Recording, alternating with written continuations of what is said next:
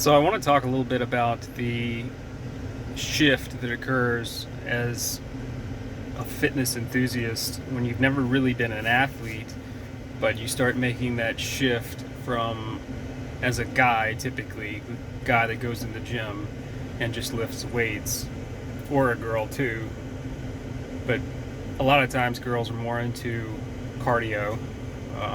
Guys tend to neglect cardio. But as a guy who's just interested in hypertrophy, which is muscular size, and that's pretty typical, most guys go in the gym without a plan. They go in the gym, they're not even on a program, they're not even keeping tracks.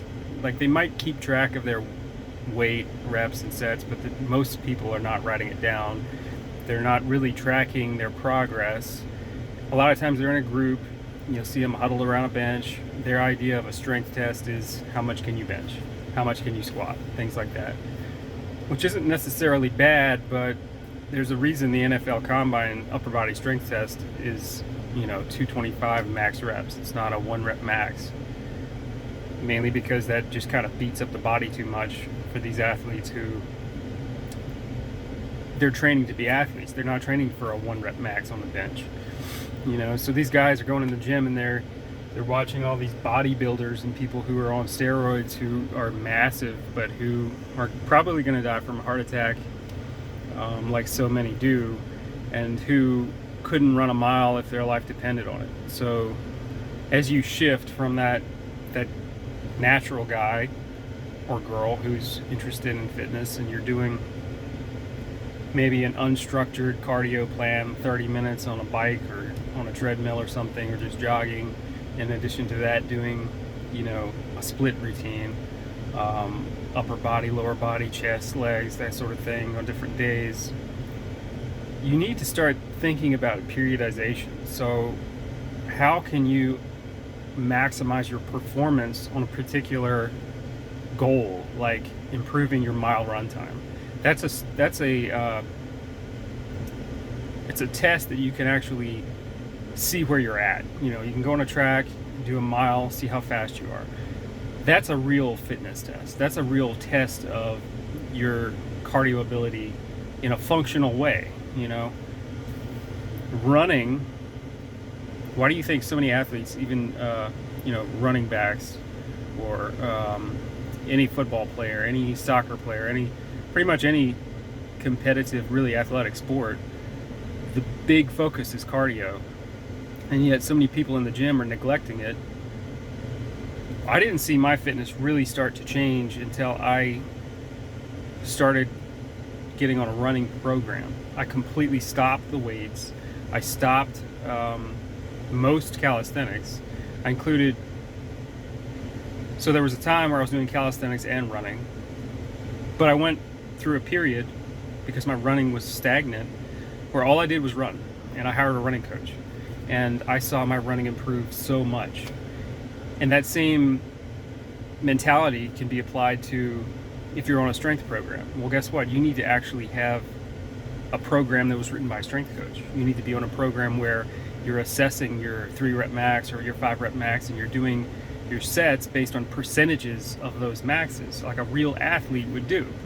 You can train like an athlete and not be an athlete or be paid as an athlete. But when you walk in a gym, or like a YMCA, or your standard big box gym, you see all these guys who are just, or girls, they're sitting on a machine on their phone half the time, they're looking around, they're really there for social status or to be seen. A lot of times not really to even talk. If you approach them, they kind of shut down. They just want to wear their cute outfit and show up. And this is guys and girls. Like, you see guys and they're got these huge shoulders and no legs, and they'll sit on a machine and be texting, or I can tell immediately they're not serious about their fitness when they're doing hypertrophy training. So they're doing all weights, like bench press, incline bench, shoulder, lateral dumbbell raises, but they're not even tracking their time in between sets. For hypertrophy, I'm using a stopwatch, and I'm making sure I'm not taking more than 60 seconds between sets. You know, 8 to 12 reps, like 45 sets per exercise. But more importantly, when I go in the gym on a particular day, I'm on a program and I know ahead of time what I'm going to be doing, what machines I need to use, what sets I need to set up, what weights, what reps, because I've got all that written down on a program. You know, it's like a 12-week program or something like that. And you go in the gym and you figured out everything, and it's so annoying when you see guys taking up a machine that you need to use, or they're not even really using it, because now you're training like an athlete. You go in there and you know, well, this workout's going to take me an hour or two. I need these machines or these weights. And there's so many people in there who are just kind of screwing around. But in order to really level up your fitness, I think you do need to start thinking about how would an athlete train and go outside your comfort zone. For me, I hated running. You know, everyone says that. Now it's one of the things I enjoy most, because you do get to be outside. You do get to compete in things like a 5K or something. You could sign up and race, you know. And bench press, you could sign up for like a powerlifting meet. But are those guys really in shape? You show up and a lot of them are like, they've got guts on them. They're on steroids. Like, I, from the beginning, have always thought of fitness as being something that actually prolongs your life and makes you look good but also feel good. And I'm not saying weight training can't do that, but I want to challenge you to step outside of that idea that, you know, this bro science crap of cardio's bad. Cardio will improve everything about your life, much more so than weight training.